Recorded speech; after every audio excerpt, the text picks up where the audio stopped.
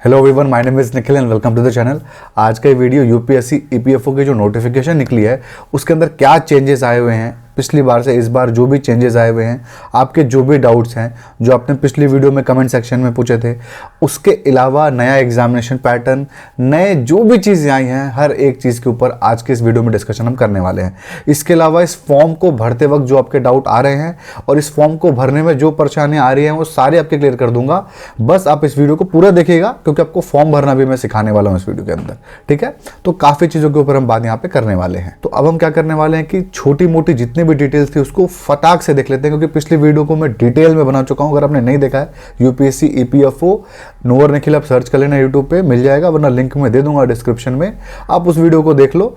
नहीं तो अभी मैं जल्दी से तुरंत 1-1.5 मिनट के अंदर सारा का सारा आपको रिकेप कर देता हूं, ठीक है। तो ईपीएफओ की फॉर्म है, अगर आप मॉक टेस्ट में इंटरेस्टेड होंगे ईपीएफओ के लिए तो बहुत बच्चों ने खरीदा है भाई मेरे पिछली वीडियो से, थैंक यू है सबको, थैंक यू सो मच। और जो भी लोगों को, स्टूडेंट को और खरीदना होगा मेरी वेबसाइट से खरीद सकते हो। मात्र आप लेके चलो कि मात्र 99 रुपये में सारे के सारे आपके मॉक टेस्ट खुल जाएंगे यूपीएससी का। आप सारा का सारा पैकेज ले सकते हो मात्र 99 रुपये में। और 139 रुपीज़ में इस देश में जितनी भी सरकारी नौकरियां हैं सबका मॉक टेस्ट आपका खुल जाएगा। तो बहुत अच्छा अपॉर्चुनिटी है, लिंक डिस्क्रिप्शन में अवेलेबल है, आप चेकआउट ज़रूर कर सकते हो। बहुत कुछ अच्छी अच्छी चीज़ें हैं इस मॉक टेस्ट के अंदर, आप देख सकते हो। यहाँ पे ईपीएफओ के आपके यहाँ पे 59 टेस्ट अवेलेबल हैं। 40,000 टेस्ट वैसे ही दे चुके हैं बच्चे अब तक, आप देख सकते हो। 5,000 से ज़्यादा स्टूडेंट यहाँ पे अवेलेबल हैं, ठीक है। तो बहुत अच्छा एक तरीके से मॉक टेस्ट है, लिंक डिस्क्रिप्शन में दे सकते हो। डेट्स के अंदर कोई बदलाव नहीं है, ठीक है। 25 फरवरी जो आपका डेट था स्टार्टिंग का फॉर्म का, और 17 मार्च इस फॉर्म को भरने का लास्ट डेट है। 25 रुपये, एक चेंजेस आए हैं। 25 रुपये इस फॉर्म को भरने की फीस थी, लेकिन सिर्फ और सिर्फ एक पोस्ट के लिए। अगर आप दोनों पोस्ट के लिए अप्लाई करते हो तो 25-25 आपके टोटल 50 रुपये एप्लीकेशन फीस हो जाएंगे। ये 50 कुछ अजीब सा हो गया, बट 50 रुपये आपके एप्लीकेशन फीस हो जाएंगे। आपको समझ में आया, ठीक है। तो आप दोनों फॉर्म के लिए अप्लाई कर सकते हो। ये भी आपका डाउट यहाँ पे क्लियर हो गया। पोस्ट 418 और 159 जो पोस्ट है वो यही है आपका। ये आपका एपीएफसी जो है असिस्टेंट प्रोविडेंट फंड कमिश्नर है, और ईए इन्फोर्समेंट ऑफिसर, अकाउंट्स ऑफिसर है। ईओ को और एओ को 6 से 7 साल लग जाता है कमिश्नर बनने में, ठीक है। तो आप इस हिसाब से लेके चलिए, इसलिए पोस्ट भी कम है, इसलिए सैलरी भी ज़्यादा है।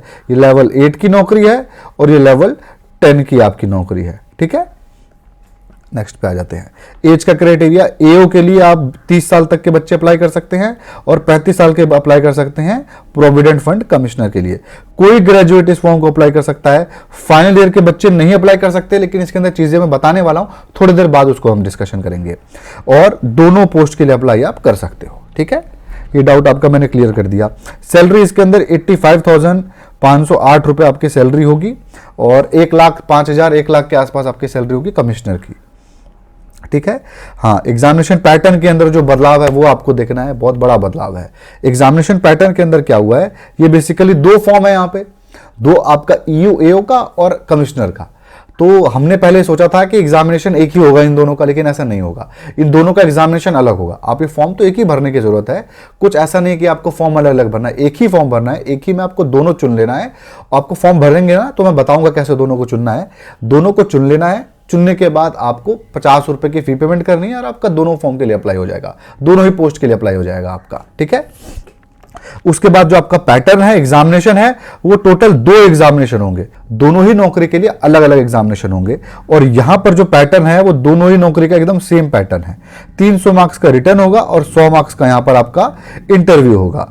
75% वेटेज आपका होगा आपका रिटर्न टेस्ट का, और 25% होगा आपका इंटरव्यू का। तो आप देख सकते हो उसी रेशियो में आपका 3:1 रेशियो में यहां पर डिवाइडेड है रिटर्न और इंटरव्यू। आपका कमिश्नर के लिए भी और ईओ के लिए भी, दोनों के लिए ये आपका पैटर्न है, ठीक है। और ये यहाँ 100 लिखा हुआ है, ये आप भूल जाओ। आपके टोटल 300 मार्क्स का पेपर होगा जो आपको ऊपर लिखा हुआ था, ठीक है। 300 मार्क्स का पेपर होगा और 120 आपके टोटल क्वेश्चंस होंगे, ठीक है। ये यहाँ पर लिखा हुआ है गलती से, इसको मैं ठीक कर दूंगा नेक्स्ट टाइम, मैं भूल गया इसको ठीक करना, ठीक है। तो 120 आपके क्वेश्चन होंगे और 300 मार्क्स का आपका पेपर होगा। 2 घंटा आपको समय मिलेगा। ये टोटल 9 पेपर होंगे, एक ही साथ 120 क्वेश्चन होंगे, और ये मल्टीपल चॉइस होंगे, ऑब्जेक्टिव होंगे, डिस्क्रिप्टिव पेपर नहीं है यहाँ पे। और हिंदी इंग्लिश दोनों ही भाषाओं में आप चाहो तो पेपर दे सकते हो। और ये जो आपके पेपर है ये सारे चेंजेस हैं, इसके अंदर भी बदलाव है, ये आपको बताऊंगा क्या क्या बदलाव है यहाँ पे, ठीक है। ये आपको देख लिया, रिटर्न 300 नंबर का है और 100 मार्क्स का इंटरव्यू है। रिटर्न का आपको पैटर्न बता दिया, सब्जेक्ट क्या क्या है इसके अंदर चेंजेस हैं वो मैं आपको दिखाता हूँ। देखिए ये चेंजेस है, नए नोटिफिकेशन के अंदर ये चेंजेस आया हुआ है कि assistant public provident fund commissioner जो है हमारा, और ईओ और एओ है, उसके अंदर भी 9 सब्जेक्ट हैं और इसके अंदर भी 9 सब्जेक्ट हैं, लेकिन कुछ हमारे अंदर यहाँ पे चेंजेस हैं, वो आपको मैं दिखा देता हूँ। सबसे पहले जनरल इंग्लिश जो आपको दिख रहा होगा वो यहां पर भी है, यहां पर भी है, कोई चेंजेस नहीं है, दोनों एकदम यहां पे एकदम सेम है, ठीक है। उसके बाद आपका यहां पर देखोगे आप, ये आपका ईओ में Indian culture, heritage and freedom movement and current events, तो ये आपका फ्रीडम मूवमेंट जो हो गया वो इससे मैच हो गया यहां पर, ठीक है। करंट इवेंट जो यहां पर है वो आपको करंट इवेंट नीचे से हो गया।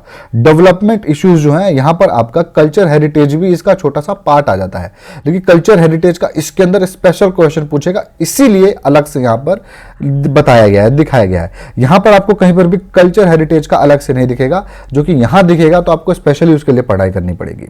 और ये डेवलपमेंट इश्यू जो आपको लग रहा होगा ईओ में नहीं है, लेकिन देखो आप नीचे यहां पर लिखा हुआ है डेवलपमेंट एंड ग्लोबलाइजेशन, वो यहां पर लिखा हुआ है, तो ईओ के अंदर वो टॉपिक है जो यहां पर लिखा हुआ है। अब देखो ध्यान से इसके अंदर अंतर कहां पे आएगा, जैसे इंडियन कल्चर है, हेरिटेज एंड फ्रीडम मूवमेंट है और करंट इवेंट है, ये तीनों है ना, तीनों चारों मिला करके, तो इसके अंदर करंट इवेंट के अंदर भी 4 क्वेश्चन, इसके भी 4 क्वेश्चन, इसके भी 4 क्वेश्चन, ऐसा मिक्स होगा।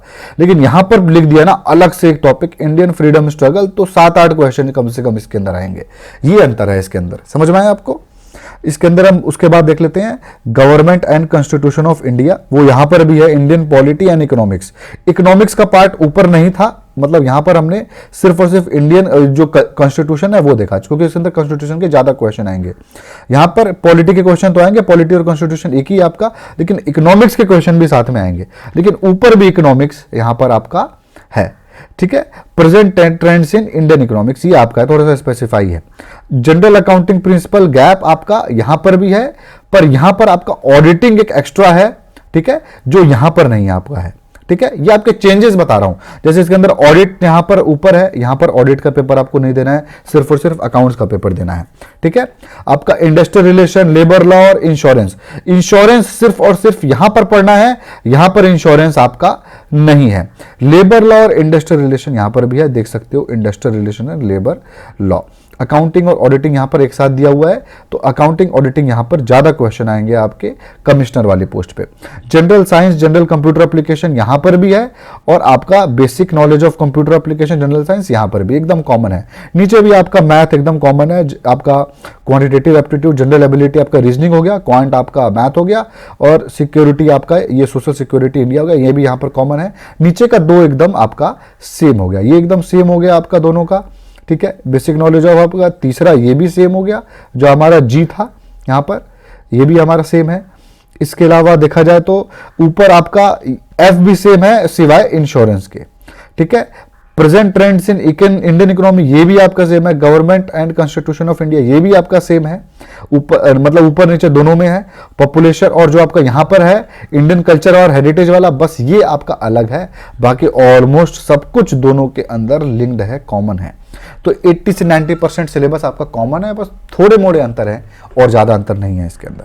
आपको समझ में आया? ये पीडीएफ डिस्क्रिप्शन में दिया गया है, आप वहां से डाउनलोड कर सकते हो, ये सारा पीडीएफ वहां से आप डाउनलोड कर सकते हो। इसके अलावा बताता हूँ स्ट्रेटजी वीडियो बनाने वाला हूं मैं इस नौकरी का, जो कि डिटेल स्ट्रेटजी वीडियो का, हर एक चीज के ऊपर डिस्कशन करेंगे, क्या क्या आपको जरूरत है इस फॉर्म में, हर एक चीज के ऊपर बात करेंगे, हर एक पॉइंट पे आपको बात करेंगे। पूरी इस नौकरी को क्रैक करवाया जाएगा आपको, हर एक चीज पे बात होगी। क्लासेस भी शायद मैं लूंगा, वो भी फ्री में, लेबर लॉ से लेकर के हर एक चीज आपको पढ़ाऊंगा यहाँ पर। इसके अलावा बुक्स की बात आपको पता ही है, मैंने बता दिया था, एक वीडियो डल भी चुका है, आप देख सकते हो। सिंगल बुक आपको लेना हो तो यहाँ पर बुक्स अवेलेबल है, ये दोबारा रिपीट करके पिछले वीडियो का कोई फायदा यहाँ पर नहीं है। सिलेबस जो यहाँ पर है वो आप देख सकते हो, बहुत सारे एक्ट पढ़ने हैं इसके अंदर, आपको मैटरनिटी जैसे एक्ट पढ़ना है, आपका विशाखा केस पढ़ना है, फैक्ट्रीज एक्ट पढ़ना है, इक्वल रिम्यूनरेशन एक्ट पढ़ना है, ऐसे इसके अंदर चीज़ें यहाँ पर आपको पढ़नी है। इसके अंदर आपका प्रोविडेंट फंड का एक्ट भी पढ़ना पड़ेगा और आपको बोनस एक्ट भी थोड़ा बहुत पढ़ना पड़ेगा। वैसे आपको सारा सिलेबस आप देख सकते हो, इसका लिंक डिस्क्रिप्शन में, आप इनको डाउनलोड भी कर सकते हो। ठीक है, ये सारा का सारा सिलेबस आपको पड़ा हुआ है। इसमें किस टॉपिक से कितने क्वेश्चन आने हैं इसका वीडियो में बनाने वाला हूं। मुझे कमेंट सेक्शन में आप कमेंट करना कि इसके ऊपर वीडियो बनाऊं कि नहीं, तो मैं उसके ऊपर वीडियो जल्दी बनाऊंगा। लगभग लेके चलो, मुझको जानता लग रहा है 3-4 दिन के अंदर तो मैं बना ही दूंगा। कमेंट करो चाहे ना करो, पर कमेंट करोगे तो अच्छा लगेगा कि हाँ चलो बनाने में और अच्छे लगेगा। ठीक है, कट ऑफ सब पिछले वीडियो में बात हो चुका है, तो इन सारी चीज़ों को मैं यहाँ पे हटा दे रहा हूँ। हाँ, अब आ जाते हैं कमेंट सेक्शन पे। जो भी आपके डाउट थे कमेंट सेक्शन में वो मैं यहाँ पे क्लियर करूंगा। आप इस वीडियो के कमेंट में जो डाउट पूछोगे वो मैं नेक्स्ट वीडियो में क्लियर कर दूंगा। ठीक है, क्वेश्चन ये है कि sir this is my last year which is to be held in March, I have marksheet around month of May, am I eligible for UPSC APF, मतलब ये आपका ईपीएफओ एग्जामिनेशन के लिए एलिजिबल है। अगर मई में आपका आ जाएगा तो देखो एलिजिबल तो नहीं हो आप एक तरीके से, और यहाँ पे अटेम्प्ट्स का भी कोई लिमिटेशन नहीं है। मैं कहता हूँ भर दो इसका पेपर। कह रहे हैं लोग, स्पेकुलेशन लगा रहे हैं कि मई में होगा। मुझको लगता है कि हो सकता है अगस्त तक या फिर अक्टूबर तक भी खींचे जाए इसका पेपर, क्योंकि सिविल सर्विसेज प्रायोरिटी होता है यूपीएससी का, ना कि ये एग्जामिनेशन। तो मुझे जहां तक लगता है आप इस फॉर्म को भर दो। फाइनल ईयर के बच्चे इस फॉर्म को नहीं भर सकते हैं, लेकिन मैं ये कहता हूं कि आप भर दो। 25-50 रुपए का फॉर्म है, भर दो। ठीक है, अगर आप अगले साल के अगस्त तक भी पास हो जाओगे ना, तो आप इस फॉर्म को भर दो। टेंशन मत लो, मैं आपको बोलता हूं भर दो। ठीक है, कोई आपको जेल नहीं होने वाला है इसके ऊपर। और अगर आपका नौकरी निकल जाता है, सब कुछ हो जाता है, तो बहुत अच्छा हो जाएगा। टेंशन मत लो, डॉक्यूमेंट वेरिफिकेशन के अंदर चीज़ें सेटल हो जाती हैं। ऐसे बात नहीं है कि बहुत हार्ड एंड फास्ट रहता है। ठीक है, हार्ड एंड फास्ट रहता है, लेकिन इतना भी नहीं रहता है, क्योंकि यूपीएससी है, इसके अंदर एजुकेशन क्वालिफिकेशन की रिलैक्सेशन सीडीएस में भी देते हैं, एनडीए में भी देते हैं। तो इनको आदत होती है डॉक्यूमेंट वेरिफिकेशन वालों को कि ठीक है रिलैक्सेशन हम देते ही हैं, तो यहाँ पर भी आप लेके चलिए। इसके आगे सर अगर ये बुक हम ले लेते हैं, लर्न बाय हार्ट कर लेते हैं, कुछ एक्स्ट्रा बाहर का ना पढ़ते हुए भी, अच्छा जो मैं यहाँ पे सिंगल बुक जो रिकमेंड किया था उसके बारे में ही पूछ रहे हैं, तो क्या ये जॉब निकल जाएगा? देखिए भाई, ये यूपीएससी है, सिर्फ एक किताब को आप कितने भी बार पढ़ लोगे, एग्जामिनेशन डेफिनेटली आप एक कगार पे पहुंच जाओगे। बस 2-4 नंबर रह रहा होगा, जो कि आपको वो 2-4 नंबर अलग से भी पढ़ना पड़ेगा। तो आपका लेके चलो, एक सिंगल किताब से यूपीएससी क्रैक करना इतना मुश्किल थोड़ा सा एग्जामिनेशन है, इतने हल्के में भी नहीं है। लेकिन उससे आप पढ़ते हो ना, तो जितने भी आपके टॉपिक्स हैं, जैसे कि लेबर लॉ के टॉपिक्स हैं, सोशल सिक्योरिटी के टॉपिक्स हैं, इंडस्ट्रियल रिलेशन के टॉपिक है, सारे टॉपिक 7-8 टॉपिक उसके अंदर से आपके कवर हो जाएंगे। उसके लिए आपको अलग अलग बुक लेने की जरूरत नहीं पड़ेगी। उसके बाद आपके जो हार्डकोर टॉपिक्स होंगे, जैसे कॉन्स्टिट्यूशन हो गया, आपका इंग्लिश हो गया, उसके लिए आप स्पेशल बुक्स ले लो और वहां से पढ़ाई कर लो। और जो आप ये बुक लोगे ऑल इन वन वाली, उसके अंदर भी आप चीजें कर सकते हो, लेकिन फिर आपको प्रैक्टिस करना पड़ेगा अच्छा खासा, मॉक टेस्ट देना पड़ेगा 10, 20, 15, तब आपका कुछ हो सकता है, बिल्कुल हो सकता है। उसके बाद आपको खुद मॉक टेस्ट दोगे ना, तो आपको लग जाएगा हाँ भाई मेरा स्कोर आ रहा है अच्छा खासा, तो मैं पास हो ही जाऊंगा। मेरे 300 में से 200 स्कोर कर रहा हूं भाई मॉक टेस्ट में, तो मैं एग्जाम में थोड़ी कम कर दूंगा, वहां पर भी करूंगा 210 कर सकता हूं, क्या पता। तो आपको ये चीजें दिमाग में लेके चलनी है कि एक बुक से इतना आसान भी नहीं होता है। ये क्या डैश यहाँ पे गाली लिखी है वाला तर्क है कि जिस डिग्री अच्छी होगी 50 मार्क्स आराम से ही आ जाएंगे। महाशय आप जो भी हो, एक बार यूपीएससी इंटरव्यू अच्छे से विश्लेषण करके आओ। देखो भाई, यूपीएससी जब बोल रहे हो ना आप, यूपीएससी सिविल सर्विसेज का एग्जामिनेशन नहीं है, ना ही इसका इंटरव्यू है। ठीक है, ये ईपीएफओ का इंटरव्यू है। इसके अंदर साफ साफ लिखा गया है कि हमको चार्टर्ड अकाउंटेंट या फिर जिन लोगों ने लेबर लॉ में ग्रेजुएशन किया हुआ है, मास्टर डिग्री ली हुई है, ऐसे लोगों को हम प्रेफरेंस देंगे, प्रेफरेबल है। तो प्रेफरेंस देने का क्या मतलब होता है भाई? और इंटरव्यू में हम प्रेफरेंस देंगे, इसका मतलब ये होता है 50 मार्क्स में आइडिया बता रहा था, ये नहीं बता रहा था कि 50 मार्क्स मिल जाएगा उसको, ऐसा नहीं कहा है। आइडिया बता रहा था कि हाँ भाई, अगर सेम बच्चा, अगर एक लड़का सीए वहां पर जाता है, सेम इंटरव्यू जितना अच्छा उसका गया है, और एक ग्रेजुएशन बच्चा जाता है, सेम इंटरव्यू जितना अच्छा उसका गया है, तो दोनों को सेम नंबर नहीं मिलने वाले। सीए वाले को, अगर नॉर्मल वाले को मान लो 50 मिलता है, तो सीए वाले को 70-75 मिलने वाला है। ये फैक्ट है, यही फैक्ट है। जो यूपीएससी का इंटरव्यू लेते हैं वो अंधे नहीं होते, आंख में पट्टी बांध के नहीं घूम रहे होते हैं। ठीक है, वो आपके तरह ऐसे कमेंट नहीं कर रहे हैं वीडियो पे फालतू। वो ये चीज़ समझ रहे हैं कि भाई जो क्वालिफिकेशन जिस चीज़ की रिक्वायरमेंट है, अगर वो चीज़ ज़्यादा है, ऐसे भी मैं चार्टर्ड अकाउंटेंट से सवाल पूछूंगा अकाउंट्स का, तो आपसे ज़्यादा देगा ना जवाब, तो ऐसे ही वो ऊपर हो गया आपसे, पूछने की जरूरत नहीं है, वो डिग्री अपने आप में ऊपर हो गई आपसे। तो इंटरव्यू में डेफिनेटली फेवर होगा जिसके पास अच्छी डिग्री होगी। ठीक है, इसमें कोई डाउट नहीं है। सर क्या नेगेटिव मार्किंग है और पेपर ऑब्जेक्टिव टाइप है? बिल्कुल पेपर ऑब्जेक्टिव टाइप है और 1/3 की नेगेटिव मार्किंग है। ठीक है, 1/3 नेगेटिव मार्किंग है। Is syllabus same for all post, is it single exam for all 3 post. तो मैंने आपको ये बता दिया, चीज क्लियर कर चुका हूं कि सिलेबस में थोड़ा सा चेंजेस है। तीनों पोस्ट में से ईओ और एओ का एकदम सेम है, सब कुछ सिलेबस हर एक चीज सेम है, बस आपका कमिश्नर वाली पोस्ट है उसके अंदर चीजें चेंज है। एग्जामिनेशन 2 होगा और पहला ईओ एओ का सेम सिलेबस है और आपका कमिश्नर का थोड़ा सा अलग सिलेबस है, बस 10-20% अलग है, ज़्यादा अलग नहीं है। और आपका क्या है निखिल भाई, एज को लेकर के थोड़ा कन्फ्यूजन है मुझे, मिनिमम एज क्या होना चाहिए, 18 या 21? बहुत सारे लोग कह रहे हैं 21 होना चाहिए। देखो बहुत सारे लोगों का सुनो नहीं, अगर आप ग्रेजुएशन कंप्लीट कर चुके हो भर दो, 18, 19, 20, 21 कुछ भी हो आप भर दो, मैं कहता हूँ, ठीक है, कोई इसमें टेंशन मत लो, 21 छोड़ो। Sir please tell me maximum age limit क्या है एससी कैटेगरी की? ठीक है, तो 35 है, 5 प्लस कर लो, 40 साल आपका हो जाएगा, यही है maximum age limit. 2 doubt sir, job location will be, और आपका can a person with tattoo ये अप्लाई कर सकता है क्या? बिल्कुल टैटू वाला पर्सन अप्लाई कर सकता है, कोई भी बिना वर्दी की नौकरी को टैटू वाला पर्सन अप्लाई कर सकता है, कोई इसके अंदर प्रॉब्लम नहीं है। जॉब लोकेशन क्या होगा? तो जॉब लोकेशन आपको पूरे के पूरे देश में होगा। प्रोविडेंट फंड के ऑफिस पूरे के पूरे देश में है, लेकिन अच्छे से अच्छे जगह पे होते हैं, ऐसे नहीं होते बहुत पिछड़े जगह पे होते हैं। तो आपकी होम पोस्टिंग का भी चांसेस है। सबसे ज्यादा पोस्टिंग होने का चांस इसमें दिल्ली और मुंबई है। दिल्ली मुंबई मतलब हैदराबाद भी है, चेन्नई भी है, ऐसे बड़े शहर जो हैं ये सब में ज़्यादातर इसके अंदर बड़े ऑफिस है, ज़्यादातर बड़ी संख्या में, क्योंकि उनके आसपास बहुत ज़्यादा कॉरपोरेट्स हैं, तो उनके अंदर रेड मारना, रेगुलेट करना उन लोगों को, तो ये सारी चीज़ें इंपॉर्टेंट वर्क है जो कि होती है। तो ज़्यादातर जहाँ पे कंपनियाँ होंगी वहीं पर इसकी संख्या ज़्यादा होगी, प्रोविडेंट फंड कमिश्नर्स की या फिर ऑफिसर्स की। तो पोस्टिंग तो ऑल ओवर इंडिया है, लेकिन ज़्यादातर चांस है कि दिल्ली मुंबई ऐसे जगहों पे आपकी पोस्टिंग रहेगी। तो सॉरी आप यहाँ पे नेक्स्ट पे आते हैं, नेचर लवर बोल रहे हैं, सॉरी आप गलत बोल रहे हो, आपका चैनल 2010 में बना था, 2015 में नहीं। तो 2015 में ये चैनल जो है, चैनल तो मतलब आप लॉगिन करके रजिस्टर कर लो, 2010 में मैंने कर लिया था यूट्यूब पे, तो इसलिए वो 2010 दिखता है, लेकिन चैनल मैंने 2015 में स्टार्ट किया था, 15 में कुछ अपलोड किया था, 16 से मैंने एजुकेशन कंटेंट डालना शुरू किया था, तो 16 के एंड से स्टार्ट किया था, 17 से आप लेके चलो मैंने स्टार्ट किया था। नो अंकिल सर इतने एग्जाम्स कैसे क्रैक किए? मैंने बहुत सारे पेपर दिए हैं बट नॉट क्वालिफाइड। एक ही सीक्रेट है किसी भी एग्जामिनेशन को क्रैक करने का, एक नहीं 2 सीक्रेट है एक्चुअली। डिसिप्लिन, वैसे तो डिसिप्लिन है तो बात ही खत्म कर दीजिए और कुछ भी नहीं चाहिए, और डिसिप्लिन और रिवीजन। दूसरा चीज़ मुझसे कोई पूछेगा तो डिसिप्लिन में रह करके पढ़ाई करनी है, मेरा फिक्स है 2 घंटा पढ़ाई करना है तो करना है, 2 घंटा डेली पढ़ना है 3 महीना, बस बात खत्म। मॉक टेस्ट देना है मेरे को 20, बात खत्म। मेरे को रिवीजन करना है, तो एक डिसिप्लिन्ड बंदा होगा, वो अपना समय से अपना टाइम टेबल बनाएगा, टाइम टेबल बहुत जरूरी है, टाइम टेबल बनाएगा, टाइम टेबल से पढ़ाई करेगा, और जब उस पढ़ाई को कर लेगा अपने समय पे खत्म तो उसको रिवीजन करेगा, रिवीजन के बाद फिर एक रिवीजन करेगा, उसके बाद फिर एक रिवीजन करेगा। इस एग्जामिनेशन को क्रैक करने के लिए 5 से 6 रिवीजन चाहिए, प्लस 10 से 15 मॉक टेस्ट आपको देने पड़ेंगे, तब आपका एग्जामिनेशन इजीली क्रैक हो जाएगा। ठीक है, When will the exam be conducted? सब कह रहे हैं मई में, तो मैं भी कह सकता हूँ मई में, लेकिन मुझे लगता है जुलाई अगस्त तक खिंच जाएगा इसका एग्जामिनेशन। ठीक है, लेकिन तैयारी अब मई के हिसाब से ही करना, मई से पहले नहीं होने वाला है इसका। नेक्स्ट पे आते हैं, sir make one detail video on how question आज। ठीक है, ये वही बोल रहे हैं कि वेटेज बताने का, कि कितने कितने क्वेश्चन कहाँ से सेक्शन से आएंगे, पूरा डिटेल वीडियो नेक्स्ट इसी के ऊपर होना है भाई। बहुत मेहनत करके बनाने वाला हूँ। नो और देखिए क्लासेस को भी आप सब्सक्राइब कर लो, वहाँ पर भी कई वीडियो डालने वाला हूँ इससे रिलेटेड, तो इसके ऊपर वीडियो डेफिनेटली आने वाला है। ठीक है, गौरव आपको मिलेगा इसके ऊपर video. Office belong to every state, बिल्कुल।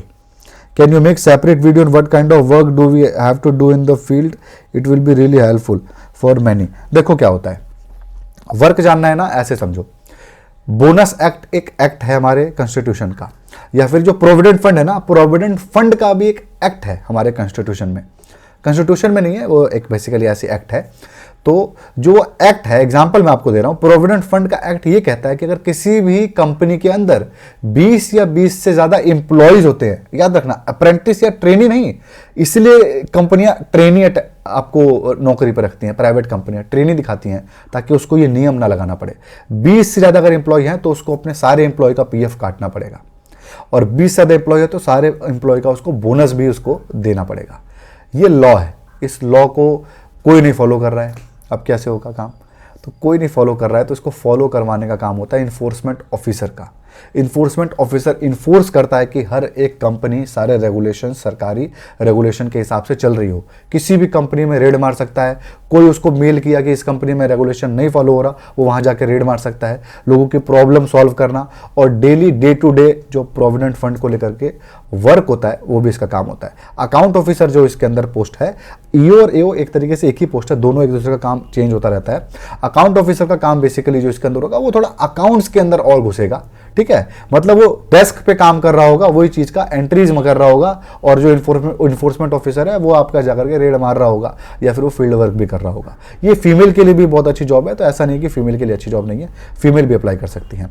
कमिश्नर जो होगा वो इन सबका बॉस होगा, तो वो इन सब चीजों को मैनेज कर रहा होगा, ठीक है। कमिश्नर को अपना ऑफिस में मिल जाता है, थोड़ा सा एक्सपीरियंस लेने के बाद अपना ऑफिस मिल जाता है उसको, ठीक है। एक्स सर्विसमैन में एज का रिलैक्सेशन जो मिलता है वैसे ही है, जो 15 साल का जो होता है वैसे ही वाला रिलैक्सेशन है इसके अंदर। Sir there is any criteria for number of attempts like UPSC? नहीं भाई, ये तो होता ही है, 10 साल में 3 बार हुआ ही है। अटेम्प्ट्स का तो कोई रिक्वायरमेंट नहीं है इसके अंदर, कितना भी अटेम्प्ट दो कोई फर्क नहीं पड़ता। सर बोथ पोस्ट के लिए अप्लाई करते हैं तो कैसे एग्जाम होगा? हाँ, तो एग्जाम अलग अलग होगा, बता ही दिया है मैंने आपको बोथ पोस्ट के लिए। सर आप इस एग्ज़ाम के लिए ऑनलाइन प्रिपरेशन कराएं, ये एग्ज़ाम हम हिंदी में भी दे सकते हैं क्या? Please reply. बिल्कुल हिंदी में दे सकते हो इस एग्जामिनेशन को, और इसके प्रिपरेशन मैं कराऊंगा डेफिनेटली। मैं कई एग्जाम में बोल चुका हूं कि कराऊंगा, नहीं कराता हूं, लेकिन मैं इस बार कसम से कहता हूं ईपीएफओ की तैयारी आपकी कराऊंगा, वो फ्री में कराऊंगा, पैसे पे नहीं। I have completed my graduation but I have one backlog. भर दो फॉर्म, कोई नहीं, रोने की ज़रूरत नहीं है भाई। गोट मुकले आकांक्षा, थोड़ा सब नाम में गड़बड़ हो रहा होगा तो कोई नहीं, लेकिन कोई रोने की जरूरत नहीं है, भर दो फॉर्म। बैकलॉग है ना, क्लियर हो जाएगा। सर्टिफिकेट जो अपनी ऑनलाइन निकली होगी बैकलॉग के साथ वाली, उसका नंबर आप लेके चल लेना, पासिंग डेट वही डाल देना। तो बस यही था आज के वीडियो में। आई होप आपको इस वीडियो से फायदा मिला होगा। अगर इस वीडियो से फायदा मिला तो इस वीडियो को लाइक जरूर करें, कमेंट करें अपने डाउट को, और अगर आपको ऐसे और वीडियो देखने होंगे तो आप चैनल को भी जो सब्सक्राइब करें। Thank you.